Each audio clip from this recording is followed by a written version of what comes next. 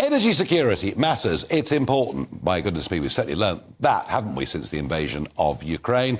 Plus, at the same time, a government and nearly all of Parliament absolutely committed to net zero targets. So, Prime Minister speaking about the North Sea today in clearer terms than he ever has before.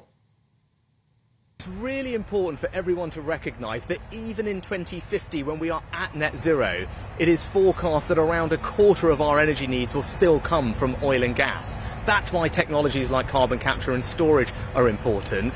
But what is important then is that we get that oil and gas in the best possible way, and that means getting it from here at home. Better for our energy security, not reliant on foreign dictators. Better for jobs, for example, 100,000 supported here in Scotland, but also better for the climate. Because if we're going to need it, far better to have it here at home rather than shipping it here from halfway around the world with 2, 3, 4 times the amount of carbon emissions versus the oil and gas we have here at home. So it is entirely consistent with our plans to get to net zero. Well, I have to say, those arguments I've been making for a very, very long time. I'm joined by Tom Burke, former government advisor on climate change and chairman of the think tank E3G. By 2050, even if we meet our net zero targets, we will still be using an amount of oil and coal. Well, you know, I'm surprised that a Prime Minister with his experience of banking should believe energy forecasts any more than he would believe economic forecasts. they're likely to be well wrong. Well, they may well be wrong, but the reality is that oil and gas are here for a long time, aren't they?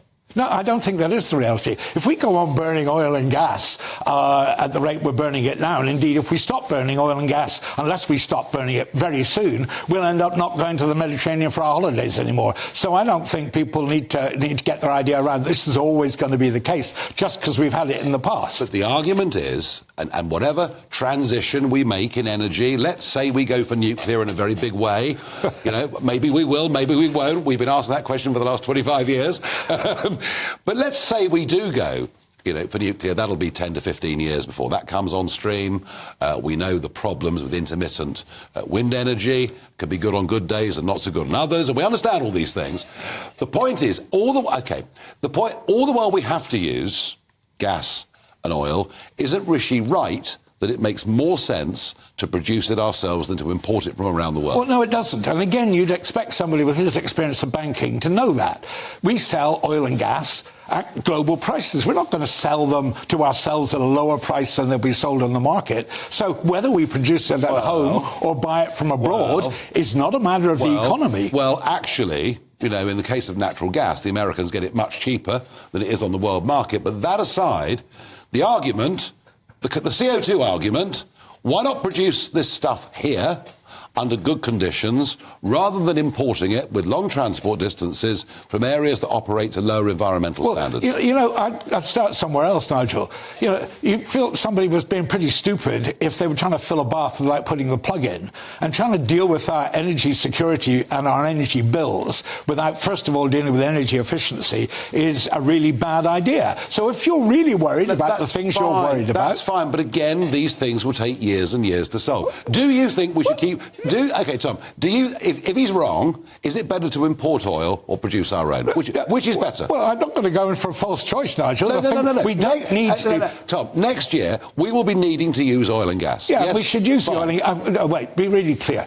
I've got nothing against using the oil and gas we're currently producing. This is an argument about whether we need to develop new fields. Yes, 100 new licenses. We don't need to develop new fields. Well, the Climate Change Committee says that really clearly. However, the Daily Telegraph reports the Climate Change Committee having said the actual Climate Change Committee said we don't need to do it. Well, the International Energy Authority says we don't need to do it. The Secretary General of the United Nations says we don't need to do it. So, of course, we should go on using oil and gas. I'm not so sure the Secretary General of the United Nations is about I go with. Perfectly pleasant though he is as an individual. Really interesting. So we'll disagree on that. Really interesting. Carbon capture and storage. A couple of big plans, one off the Humber, one off Scotland, and the government going to front-end load this with £20 billion of taxpayers. That's a big amount of money that's going to go into this. Can it actually work? Can it work? Probably, if you put enough effort into doing something, the technological capacity is there. Do we really know whether it's safe in the North Sea, under the North Sea forever? Probably not, but would it be safe enough? Yeah, I'm not worried about the safety of it.